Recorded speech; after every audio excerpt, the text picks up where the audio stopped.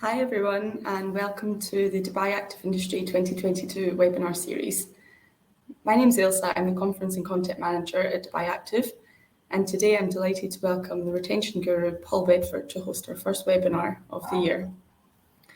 So Paul's been working in the fitness industry for more than 3 decades and is an expert on all things customer retention and loyalty. Today, Paul's session will focus on simple activities that you can implement to keep your new members for longer. I'll be coming back on in the last 10 minutes to do a Q&A with Paul, so be sure to leave any questions you have for him in the Q&A box below the screen. Now, if for any reason we lose connection, we'll continue to record the full webinar and it will be available online and will be sent out to you afterwards. So thanks again for attending, and I'll pass the stage over to Paul now.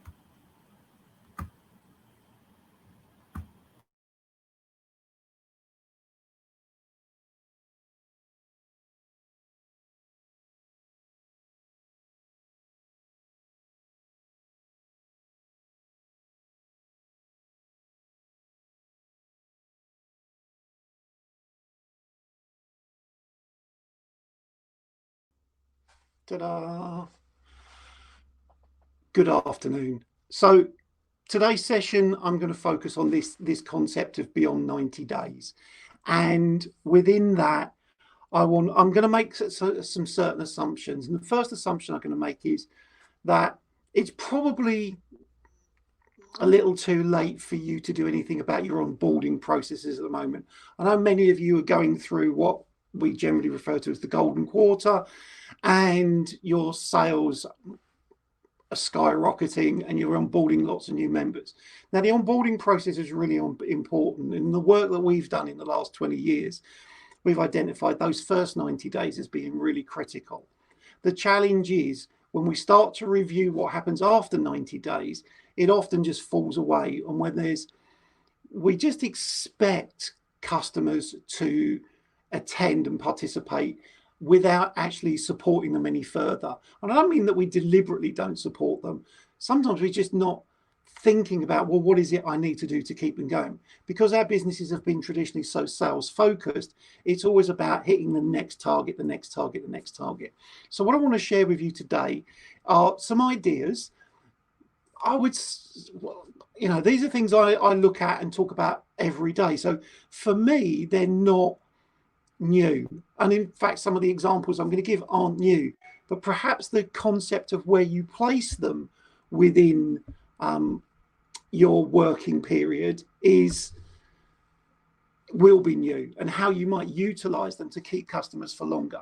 So let me cut across to the slides.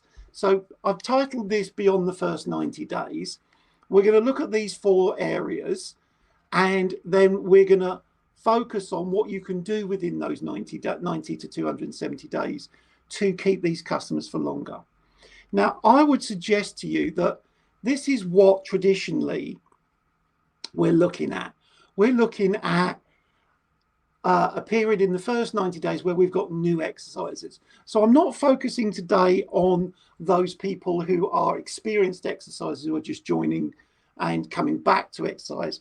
I'm more interested in those people who are new to exercise or have always struggled to maintain exercise, and they've used the January New Year period and the next few months as a time to say, this year will be the year. And they've walked into your clubs, they've walked into your studios, they've decided that you are their choice and that they want to stick with you because they believe when they join that they're going to come and they're going to use your business. Now, after 90 days, I usually refer to these people as the early adoption phase. If they get through the first 90 days, they've started to adopt a behavior or a routine of exercise. But for many of them, they are just going through the motions. They're just doing the same thing each and every visit.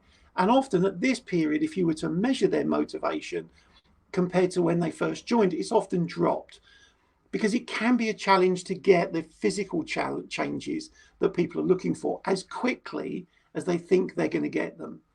So we're going to look at this first 90 days, and then I'm going to look beyond the 90 days right the way up to 270. You can also see on this diagram that I've listed the enthusiasts, and the enthusiasts are those people who are coming routinely, but they're not hardcore fitness as a lifestyle exercises. So that's the area I'm going to focus on today. And what I'm looking to do is shift that curve to the right. I'm looking to get more of the early adopters to be the enthusiasts, which will have a knock-on effect in terms of improving retention and keeping people in your clubs. So this is the time period we're looking at. And if we're looking at it from a 2020 perspective, within 90 days or from the beginning of the year, we've got two major events that are going to happen that are disruptors of behavior. One, Ramadan, the other one, Easter. There might also be national holidays, depending on which country you're in. But these events disrupt routine behavior. And what we've seen in our research is that people can get into a routine, and then when there is a disruption, they fall out of the behavior and often find it very difficult to come back after that. So we need to just bear in mind that these will have an impact on our business. Now, the first period after the 90 days, I'm going to talk about as the consistency period. And we want to encourage people to be more consistent in their exercise routine. And I want to show you why that is using numbers. We need members to visit. It is what I refer to as the currency of fitness. If they don't visit, it doesn't matter how good our personal trainers are, our group exercise program is, our small group training is, how beautifully we design our facilities and the equipment we put in them. It has no value whatsoever unless they visit. So we need to get them visiting, and we need to get them building this consistency of visits in this period. Once we've got through that period, I'm going to refer to this as the next period as the go again period. Now, each one of these periods is about 6 weeks long, and you can at different times in the year swap them around if you're onboarding new members, 90 to 180 days after they join, wherever they join within the year. But let's look at what I mean. So you need to know your numbers. You need to know who has not been in. And you need to start looking for those people who are completing about 3 to 5 workouts per month.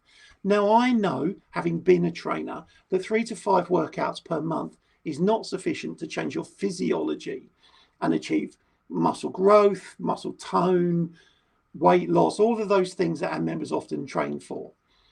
But it is enough to keep the members. Now, if you look at this data, this is a study we've just completed on 1.1 million users. And they had 34 million visits in the period that we looked at. And it was the first 12 weeks of membership. Now, in our study, we categorized the visit frequency into 4 groups. There were, starting at the bottom, you had the very low risk members. These were people who were visiting 8 or more times per month. These are what I often call the savvy exerciser. These are the people who've adopted exercise as a lifestyle, and it probably goes into their diary, their weekly schedule before other events.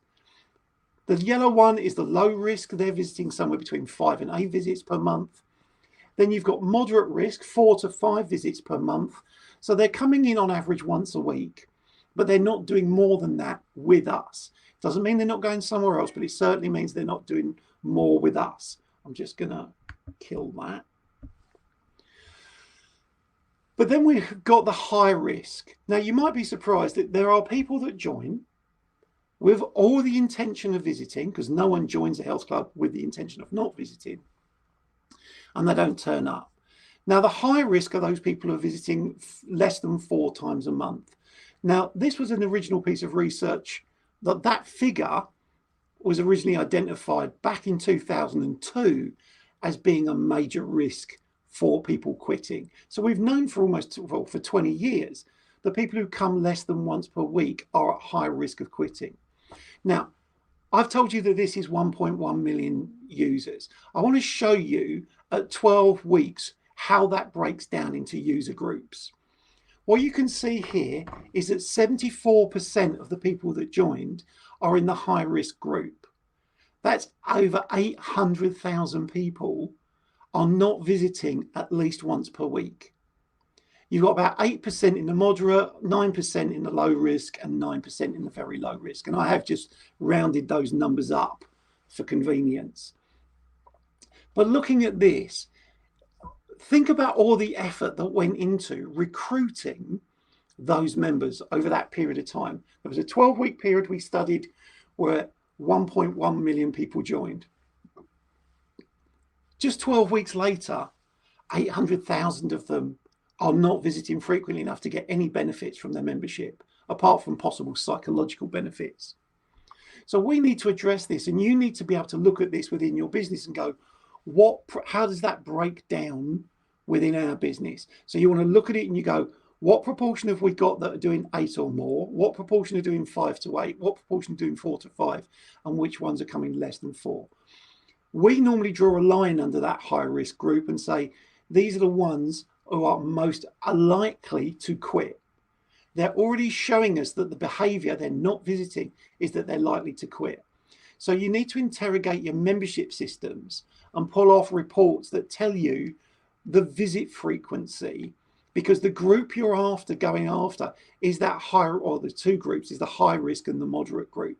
Don't worry about tackling the low and the very low, because they actually aren't a risk for cancelling. You need to identify who's not coming in. Now, not within this presentation today, but I can show you that in this data set, people who were coming once per month stayed on average 6 months. People who weren't coming in, let me start that again. People who weren't coming in, who were sleepers, after their last visit, on average, stayed asleep 6 months. However, people who were coming in once per month, not per week, per month, their average length of stay after their for the same period was 12 months. So while a lot of businesses think, oh, it doesn't matter, if they've not been in for 30 days, let them sleep. Sleepers are only half as valuable as people who come once a month. So we're always suggesting, when we're working with our clients and we're looking at their data, do not let them go to sleep. Once they've gone to sleep, waking them up is going to be much more difficult. You almost need to nudge and prompt them to keep them awake. Even if it's a very low visit frequency, it's better than them not coming in at all. And the magic formula for keeping people visiting is building their confidence, their competence, and their trust. Their confidence is established by repetition and exposure. Repetition of coming in, that visit frequency, keep coming into the clubs, keep using our studios one time after another, because confidence is built through repetition exposure. If you ever we teach interaction workshops, and when we first teach people how to greet one another, often when I've been on workshops, they've shown it to me once, I've practiced it once, and then they've moved on to another skill. When we do our workshops, you might have to practice that 20 times, because every time you practice it, you get a little bit more confident. You get a little bit, that repetition of exposure makes it easier and easier and easier. Competence is based around skill building. We need to build the skills of new exercises and those who are returning to exercise after a break, so that they can feel competent. They need to know, actually, I know how to press the buttons on the treadmill. I know how to do a kettlebell swing. We don't want to give them exercises that are so complex that they can't complete the workout, because the opposite to being confident and competent is unconfident and incompetent. And there's a lot of research out there that shows people will avoid situations that make them feel unconfident and incompetent. And for your members, if being on the gym floor makes them feel that way, they'll choose to be somewhere else. And that won't be in your gym, your club, your facility. So we want to think about how we're going to build confidence and competence over a period of time. So how do we identify those who have the most potential to maintain a routine of exercise? Well, actually, the thing that we understand a lot more now is that people who train on the same day and at the same time each week stay much longer than people who train on a more ad hoc basis. When we break down visit frequency and we look at time of day and day of week, we frequently see people who train in the mornings stay longer than people who train at any other time in the day. Because often they're coming in, and when we've interviewed them, what we found is they are saying, actually, exercise is so important, I want to get it done, get it out of the way, so that if my day goes sideways, I haven't missed my workout. So while we can't get everybody into the gym first thing in the morning, what we do want to encourage is routine.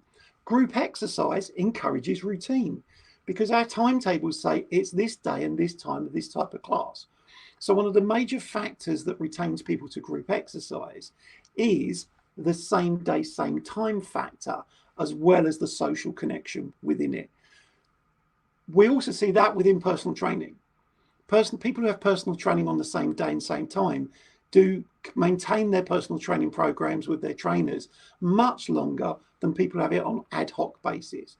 Now, there are clients who can't train same time, same day because of their work schedule, but where you can fit that in, plan that out, even if it's on a rota that's a monthly routine rather than a weekly routine. So you have early morning sessions, late sessions, morning, late. It's just because of their working environment. But we want to look to see what the patterns of routine are. We want to see and get them coming in same day, same time where we can. Now, one of the things I want to do also with people who are in this 90-day plus section is run a survey. Now, the default behavior that most people go to in their heads when I say run a survey is let's send out an email. Let's send out a survey monkey or use your CRM system to run a survey.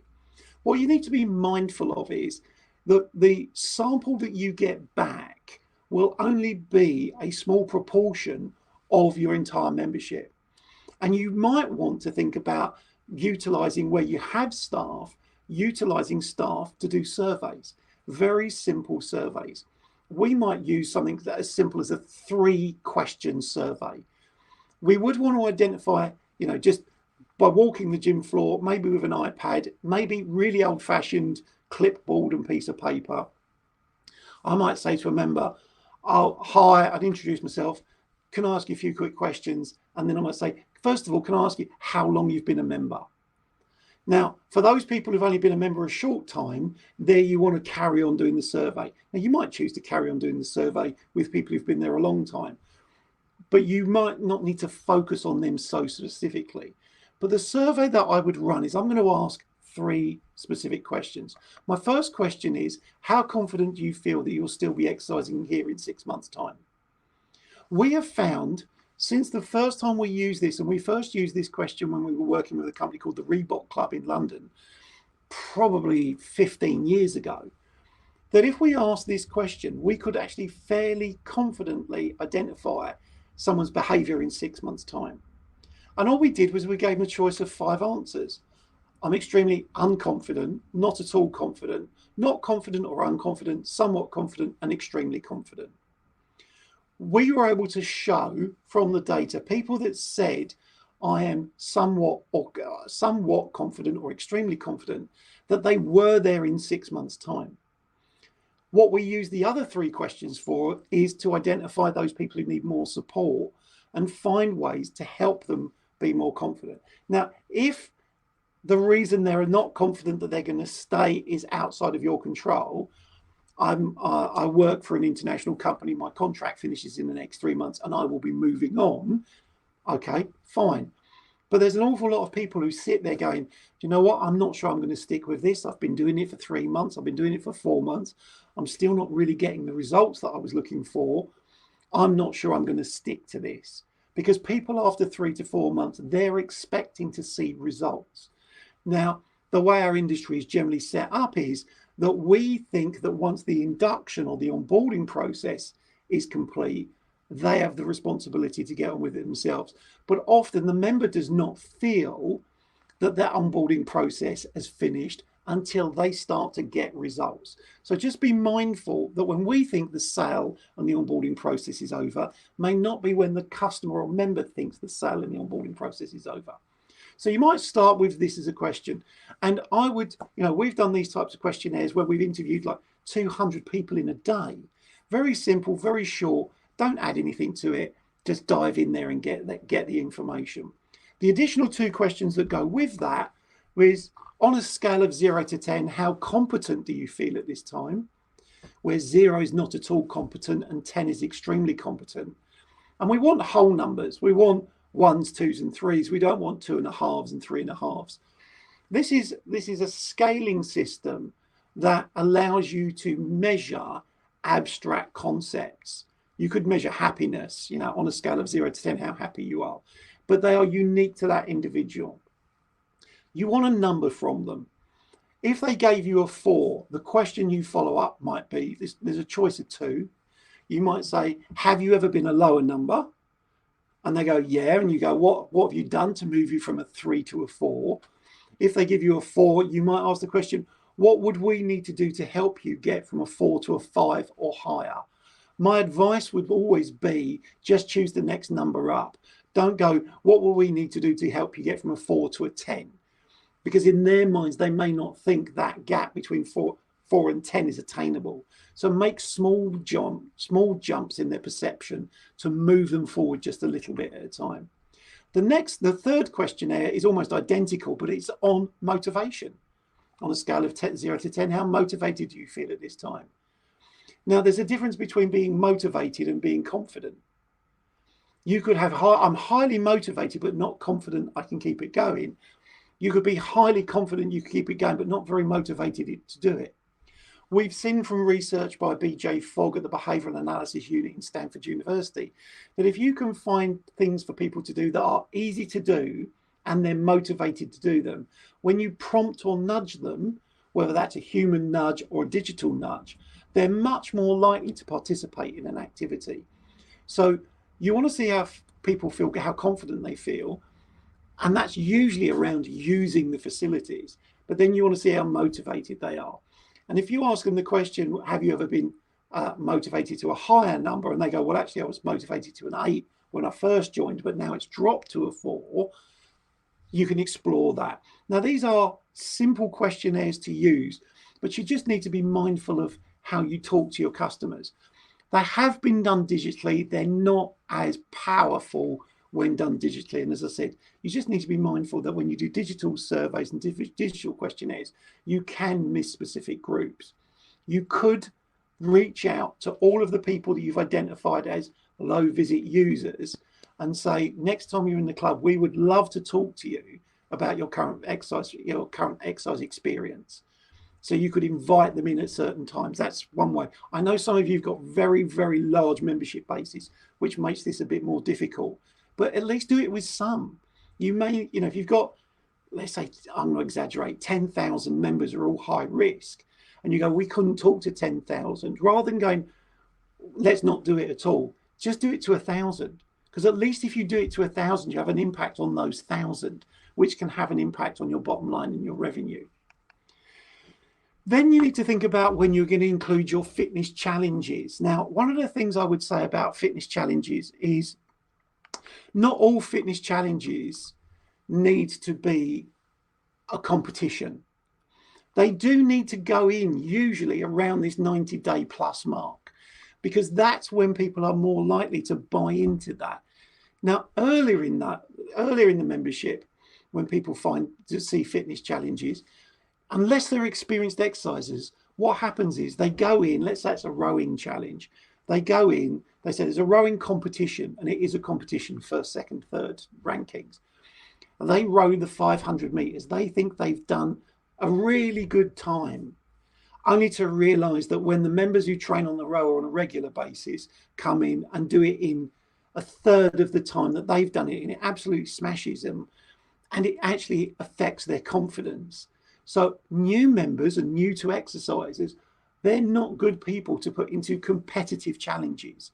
You have to put them into completion type challenges. So as I said, not all challenges need to be a competition, even though a lot of our fitness staff, our trainers, love competition.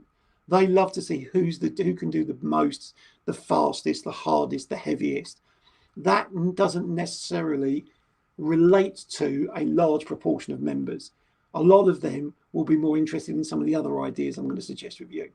You might suggest a team-based challenge where you're encouraging people, perhaps from the same company who are all members, to do something together to complete a total number.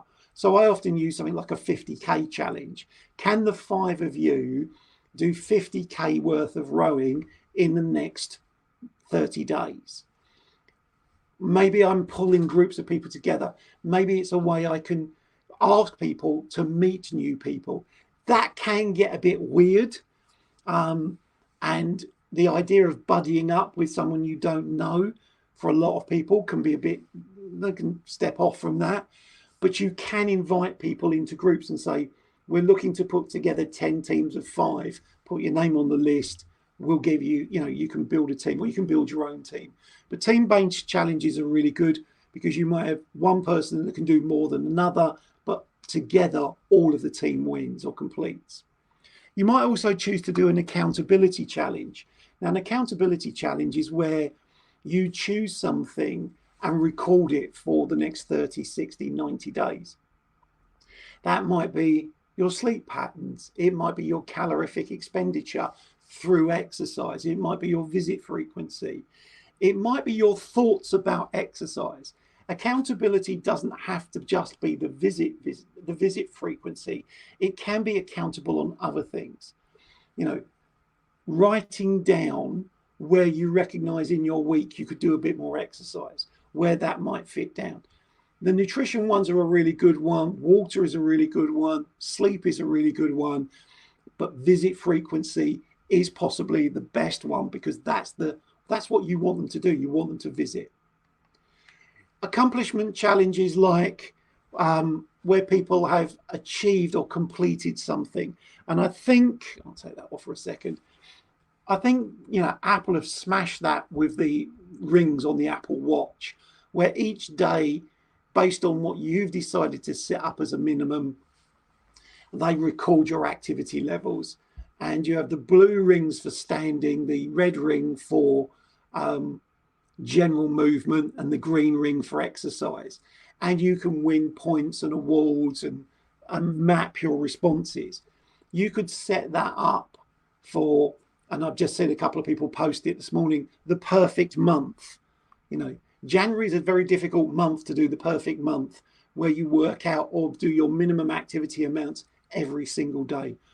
But you link those challenges to building the continuity of exercise. Now, from the data that I've had from your region, visit frequency tends to be a bit higher than it is in Europe and North America. But you want to just nudge that next visit. But you don't want to get so many visits. You have to be mindful here that actually you affect the experience of the exerciser, where you have a capacity issue, where people come in and it's so busy that they can't do their workout. So there is a capacity issue at some clubs where they've sold so many memberships that actually the experience is poor and people start quitting because the experience is poor. And then the numbers come down within the membership, and then we sell again to get it back up, and then they quit because of the experience. There is a capacity level you can achieve where the clubs can be hugely profitable, but without creating this negative experience at the same time.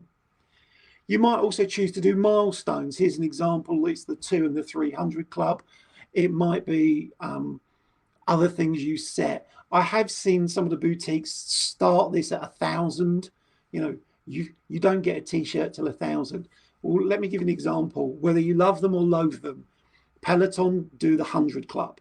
How many, you can, once you've done 100 Peloton workouts, you can buy a Peloton t-shirt that's the Century Club. You can set those up as targets. You might set it up as try and complete 100 visits in your first year. I'd probably start with, in these 90 to 180 days, I'd probably be saying to them, I want somewhere between 30 and 40 visits in the next 90 to 180 days. I want them coming frequently enough that it becomes a routine, but not so frequently that we have capacity issues. But set up milestones and recognize milestones. And do not sell these types of t-shirts. Only give them away. My friend Jeff Bissonette in the States, he has on his t-shirts, earned, I can't remember what he says now. Now I've said it. It's like earned, not bought. You can't buy the t-shirts. You can only earn the t-shirts because they have a status to them. So that would fit in that 91 to 180 days. Now, I've talked a little bit about this period, the go again period. And this is the go again period is where you put in new exercises. where you might be asking people to look to do their personal best or personal record. I've mentioned a 50K challenge or 50 visits in 90 days. Or you might include something like a 1 minute challenge. And the 1 minute challenge is each week add a minute. If they're doing cardio workouts on the gym floor, add a minute to your cardio. So a minute each week doesn't feel like a lot, but over a period of time, that builds consistently. Now, obviously, you have to be, again, mindful of how far you take that. And you might say to someone, you're currently at 20, let's build it up to 30. But you don't want it to go for 60 to 90 to 100 minutes because they tie up equipment for too long. So again, you've got to get this balance. But I think at the end of these periods, I would suggest you can start to move people into what I call the ready to try something new phase. The ready to try are the more competitive type activities. Now, they can be just skill-based and competency-based around learning new exercises, learning to use kettlebells, you're learning to use free weights, whatever's appropriate to your facility. Maybe learning new routines or trying more advanced group exercise classes. But the example I've got here is the Archon fitness assessment or fitness testing approach and the DECA competition approach. So if we look at, and I'm going to go past those and come back. If we look at the DECA arena, the DECA arena is more of a competitive event, and you will do these 10 events or 10 exercises in this order in order to achieve a time. Now, for those people who are new to this, completing all 10 of those exercises might be too much of a challenge. So what you might decide to do is go, right, to start with, to try something new, we're going to teach you or get you doing 500 meters of rowing and do intervals on that, but at a pace that they can cope with. Looking at exercise number 6, the farmer's carry, rather than saying it's 100 meters with a certain weight, let's get you doing that exercise just for 20 meters with the weight. So they get confident in doing the exercises, and you can build up the number of exercises and the intensity of that over a period of time. In a similar way that you could do if you were doing the Archon Big 10. You might only do as a workout, get people used to doing the 12-minute Cooper test, the 12-minute Cooper run. Maybe you teach them how to squat so they can do 10 reps in 1 minute with the most weight they can lift. But what I'm suggesting here is we scale into these types of bigger challenges rather than just dump the whole thing on people, because often these are a bigger increase in exercise intensity than most people are prepared to work out. If you walk the most gym floors, yeah, people are training at a relative intensity, but these are a step up again. These are much more intense. Let me just go back to my other slides. This is also a time when small group training is very, very enticing for customers. Our research shows that people who are still around at the end of 6 months are much more likely to buy personal training in the environments we've studied than people when they first join. And we found it quite bizarre that only 10% of people who were buying personal training bought it when they first joined. 30% bought it in months 2 to 5, but more than 60% of people who were buying it bought it after month 6.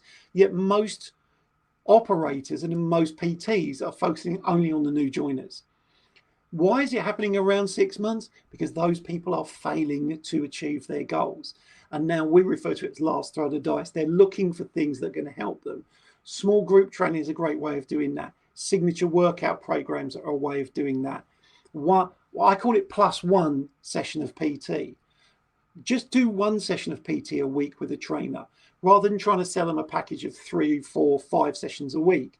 Just say, you're already coming in once a week. Why don't you add an extra session with a trainer where we can do exercises that you couldn't do on your own? Maybe that's focus mitts. Maybe it's something else that they need support with, but it can revitalize their training. But don't underestimate the value of trying to sell PT, small group, signature workout programs at this month and the going beyond. Because this is when people are looking for new ideas, and often they're left to themselves or YouTube to find new ways of training. And it's not uncommon, you've seen it, walk around the gym floor, someone watching someone else on YouTube showing them an exercise to do. It has nothing to do with your business. You can introduce them to things like workout of the day or workout of the week. They've been around long enough now that they should know the majority of the exercises. And if they don't, find someone who can work with people on teaching them those particular exercises. Now, within a group exercise setting, one of the things that I think Les Mills have done a brilliant job over the years, 3-month blocks. And each block, and I don't know if it's still true, it certainly was when it first started, but you'd learn a routine and you'd learn certain exercises. Next month, some of that content would still be there and some of it was new. So some of it you're already familiar with, but some of it you had to learn. And by the second or third week, you'd got the new routines down, so you knew how you could pace yourself and you knew how much resistance to use. The next quarter, they'd change it up again. So they were constantly adding and changing, but keeping some stuff there. That really, really helped people in terms of adopting, particularly things like body pump, which for me, I think without body pump, we wouldn't have seen so many women training using free weights. I think it was a catalyst for lifting weights and a routine of lifting weights to be adopted across our gyms. So find ways to help people do the workout of the day or the workout of the week, however you structure it.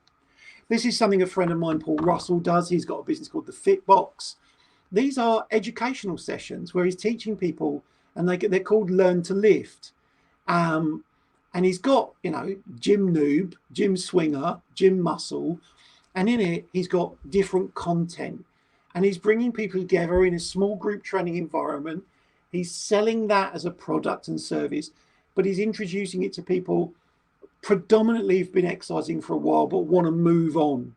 So his predominant business is personal training, but he also teaches people, this is how you use free weights. This is how you use different types of equipment. We've done those. Now, when I say here, I think we should lower our expectations, or lower expectations and celebrate everything. I think we should lower our expectations. We're not asking the customer to lower. The customer can have their expectations, but if we think that we're going to get them coming in 3 times a week, if we think they're all going to want to do DECA or Archon or something similar, we're crazy. Because you can see from the data I showed you earlier on that over 76% of people weren't coming once a week. They weren't even coming once a week. And there was only about 9% were coming 3 times a week or more.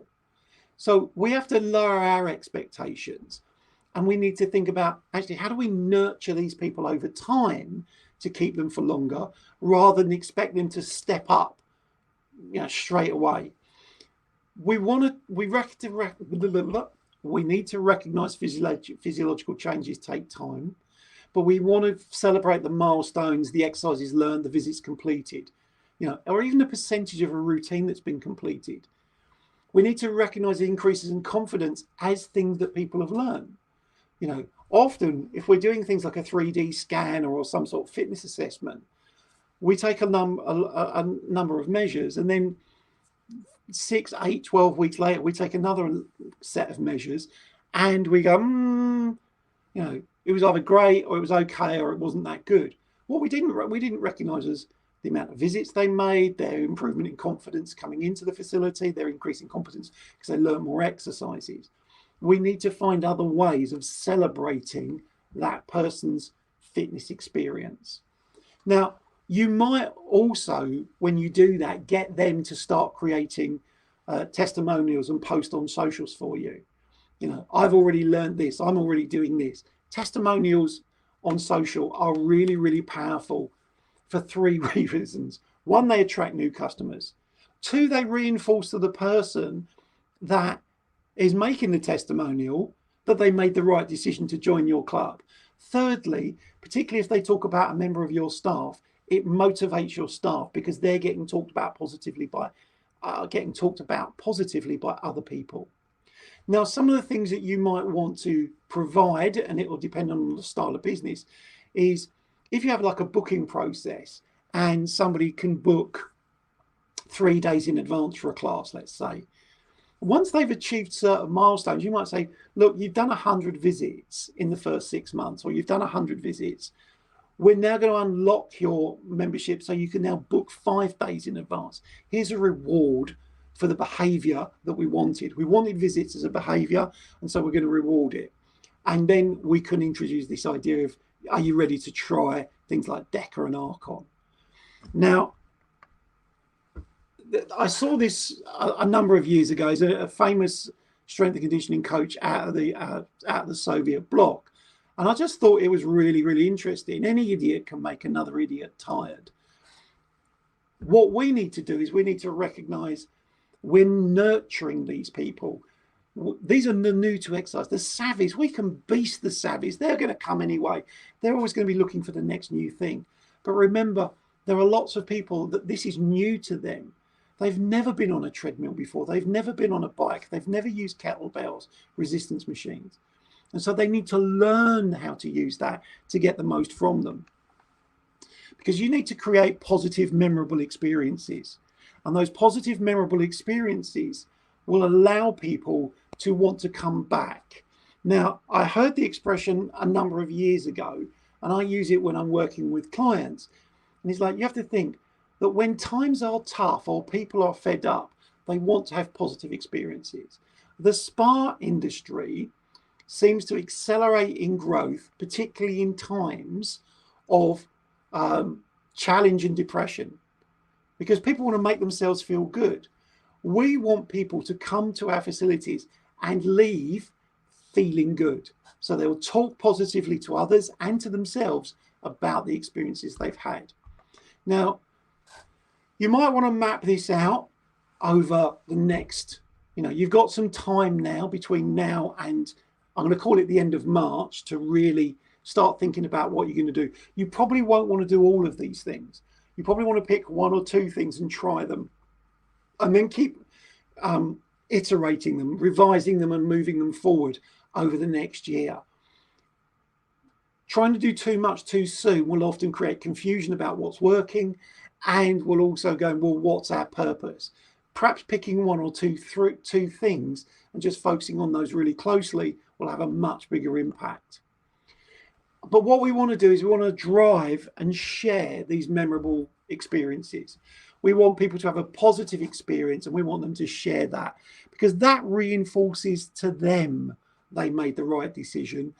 And we want them to feel confident and competent in using their clubs. Now, that's it in terms of the content of this presentation.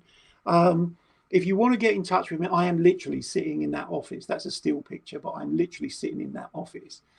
You can get in touch with me at Retention Guru. If you scan that will take you to the website. But that's it for content. You can see that's where I am. And if you've got questions, I'm happy to take questions now. Ta-da. Hello, I'm back. Thank you very much. Do you mind if I just do this? Much needed. Oh. Yeah, that was great. Thank you. And we do have a few questions. So do you mind if I just run through them and then you can run through them? Perfect. Okay, so one of our attendees is asking, when measuring these new KPIs that you've recommended around member retention, how often would you recommend tracking the progress of them? Okay, so when we do a club, we only review them every 3 months. If I'm tracking individuals, if the membership system will do it, I want that highlighted weekly, because I don't want to leave a long period between when someone's last visited and me following up with them. So when we review to see if these programs are working, we do those every 3 months. When we're trying to make the interventions to the individual, we do that almost pretty as much as we can on a weekly basis. Okay, yeah, makes sense. Great. And when you spoke about doing fitness challenges, are sort of competitive or just ones that celebrate people actually turning up to the gym? Yeah. How frequently would you recommend doing these? Is this something that you would keep rolling, or? I would keep them. I'd probably have every other month. I'd probably have something every other month. Now, what you have to remember is that not everybody who joined on the 1st of January, and therefore they fit neatly into 90 days and then we roll it. But I would have some sort of completion challenge every other month. And perhaps I'd probably, I know when I'm working with my clients, we tend to restrict competitive challenges to twice a year. So, if it's something like the Decker event, which is, this arduous challenge, we only do that once a year. And then another time a year, we might do a 500 row competitive challenge. All the other challenges we set for people can be done so they accomplish things. But some of the challenges can be done at an individual level. You don't have to have the whole club on the same challenge at the same time.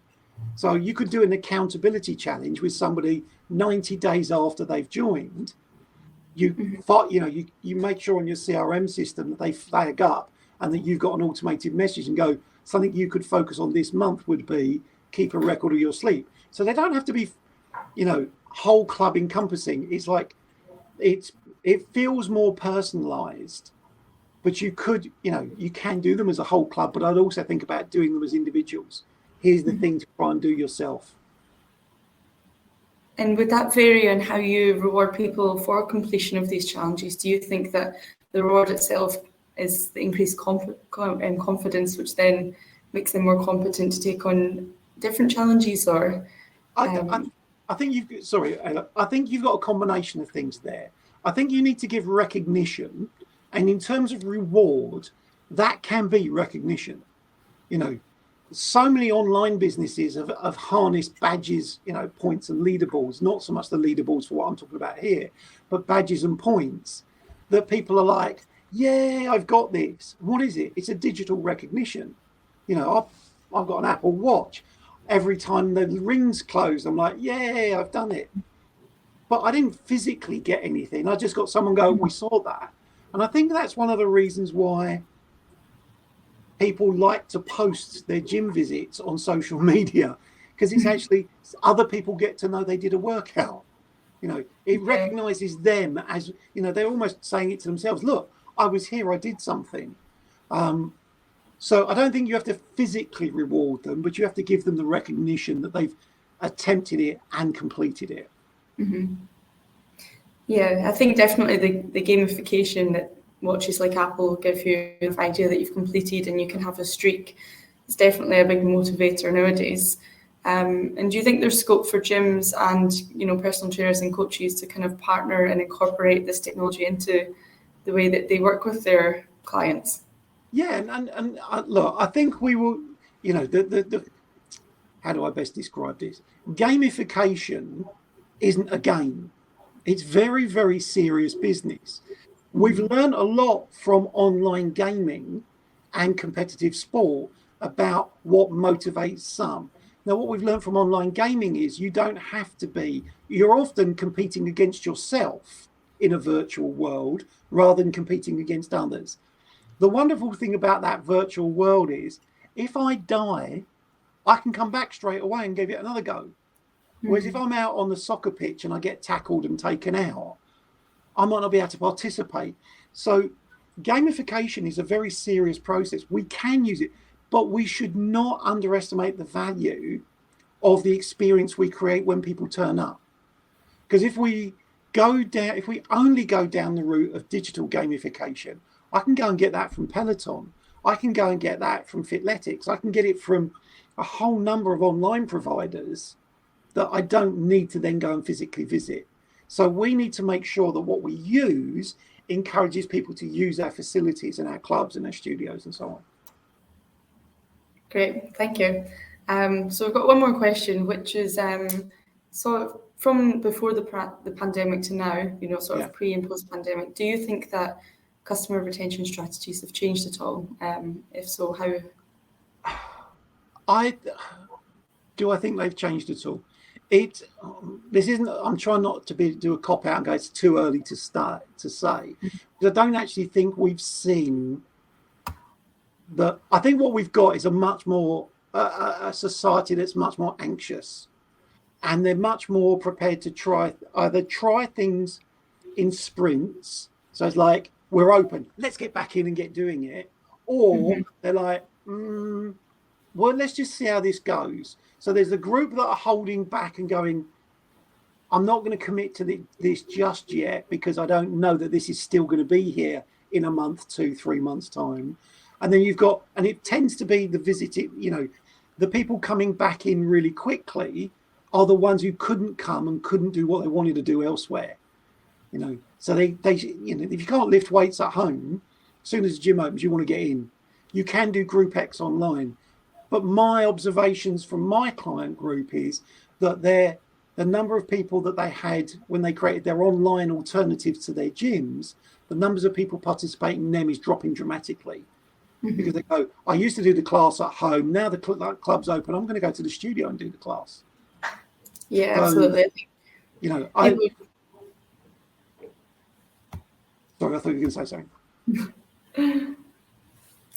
No, I think you're right there. People are just happy to get back into the gyms, aren't they? Yeah. But what we need to do is we have to, and I know a lot of people attack organizations like Peloton. Oh, Peloton's price is falling.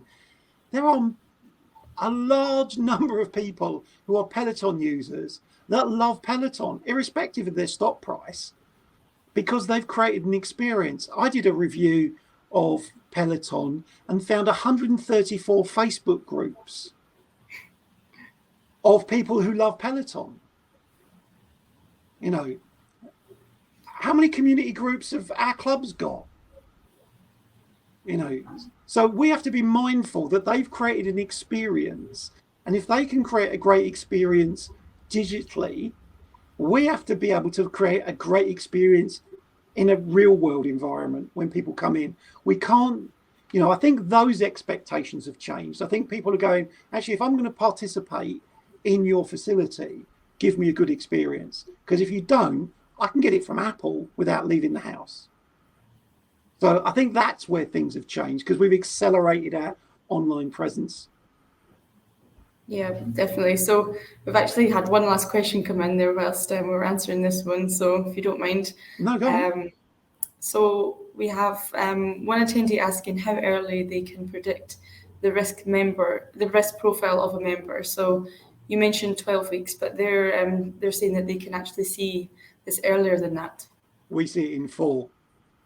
Really? Okay. With the analysis, the type of analysis we do, we can see it within 4 weeks, which is incredible. Yeah. But we're conducting studies at the moment where we've been tracking people for who've made for 100 days. So from whenever they join, it's 100 days, and we look at certain predictors, and we're able to almost show within 28 days what their behavior will be like at 12 months. Wow. Yeah. It's incredible, the technology these days, especially with predicting human behavior. Yeah. Yeah. But you need to know what to look for. You need to know what, we've looked at 5.5 million member records from nearly 5,000 clubs over the last 20 years. And we've looked at 71 different things that could impact retention. Some do, some don't. And when you've looked at it that much, and you think, it's all I do. I spend all day trying to solve the same problem, just in different environments. So there are certain things that we look at and we go, well, that's common, that's common, that's common, that's common. There's a theme here because we've seen it in low volume, high volume, low cost clubs. We've seen it in boutiques. We've seen it in country clubs. Whereas sometimes if you're in your own environment, you've only got your own data that's coming in. And sometimes you have to enrich that data from data sources from outside, not just your club data. Yeah, makes sense.